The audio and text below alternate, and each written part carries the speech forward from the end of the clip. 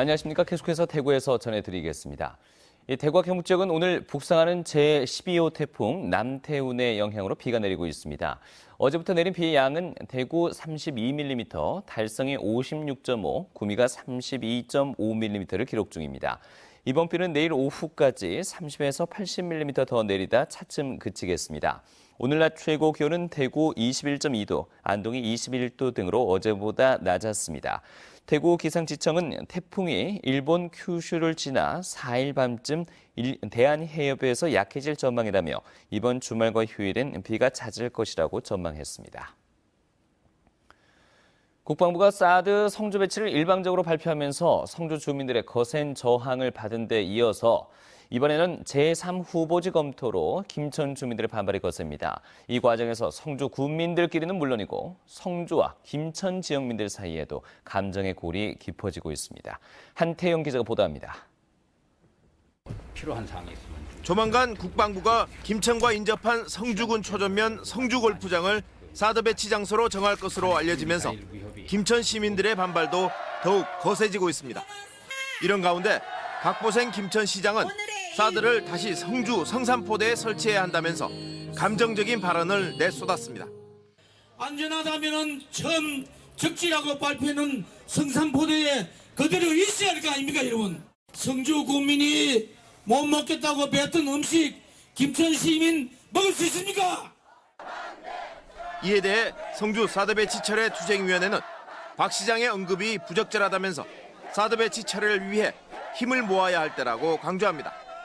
성주가 김천을 원망하고 김천 분들이 성주를 원망하고 하기보다 같이 힘을 모아서 좀 싸워나갈 필요가 있다. 지난달 22일 김한곤 성주군수가 성산포대가 아닌 제3후보지를 요청해 사드 배치 철회만을 주장하는 주민들이 강하게 반발하면서 주민들끼리 갈등도 계속되고 있습니다. 국방부가 사드 배치 장소로 김천과 가까운 성주골프장으로 결정할 경우 성주 군민들에 대한 김천 시민들의 불편한 심기도 더 커질 수밖에 없습니다. 지역민들과의 충분한 소통 없이 국가 안보라는 명분이 통할 것이라는 국방부의 안이한 생각이 지역 주민들 사이에 심한 갈등의 골만 남기고 있습니다. MBC 뉴스 한태현입니다. 기상 악화로 인해 통제됐던 울릉도 뱃길이 8일 만에 다시 열리면서 울릉도 폭우 피해 복구 작업이 활기를 띠고 있습니다. 정기여객선 선플라워호가 복구 인력과 장비, 생필품을 싣고 오늘 오전 포항 여객선 터미널에서 울릉도로 출항하는 등 생필품과 피해 복구에 필요한 건설 자재들이 울릉도에 도착하고 있습니다.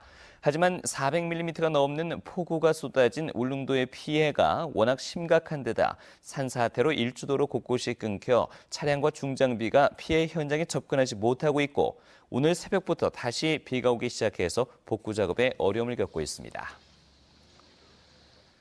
우리나라의 곡물 자급률이 OECD 꼴찌 수준인 23.8%에 그친 것으로 나타났습니다. 국회 입법조사처에 따르면 지난해 곡물 자급률은 23.8%에 그쳐서 OECD 회원국 가운데 일본과 함께 꼴찌 수준이었고 정부가 제시한 2017년 곡물 자급률 30% 달성도 사실상 불가능한 것으로 나타났습니다.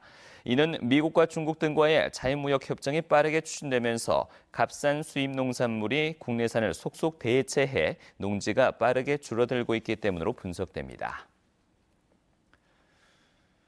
프로축구 대구FC가 충주 험멜과의 홈경기에서 연승에 도전합니다.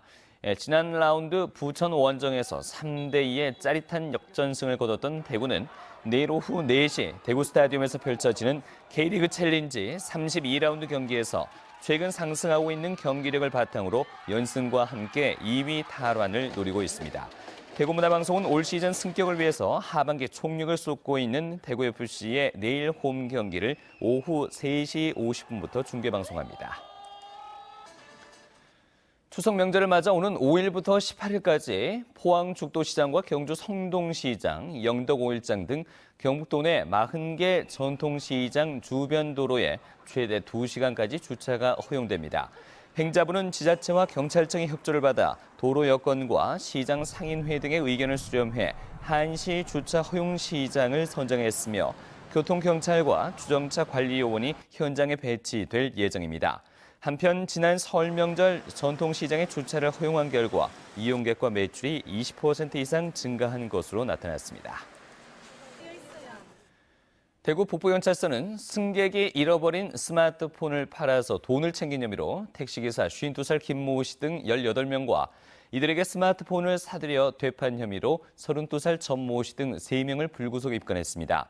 경찰에 따르면 택시기사 김 씨 등은 지난 6월과 7월 중순까지 승객들이 택시에 놓고 내린 스마트폰 50개를 대당 5만 원에서 10만 원을 받고 팔았고 전 씨 등은 이를 다시 서울에 있는 휴대전화 판매점에 되판 혐의를 받고 있습니다.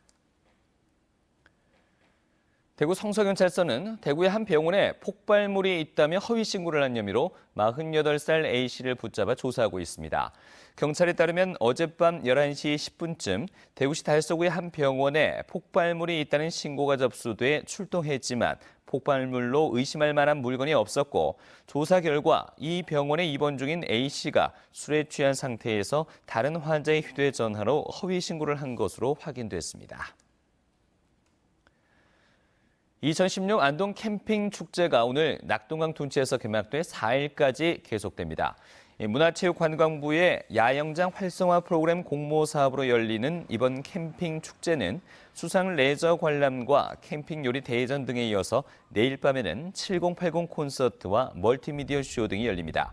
이번 캠핑 축제는 안동의 우수한 문화관광자원과 전통문화 체험 프로그램을 외부에 알리고 관광 이미지를 높이는 데 도움이 될 전망입니다.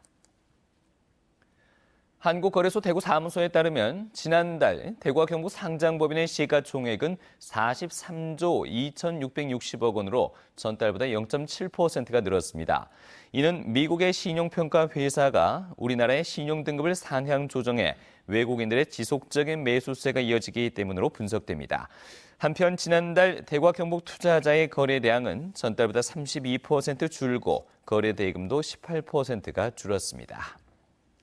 지금까지 대구였습니다.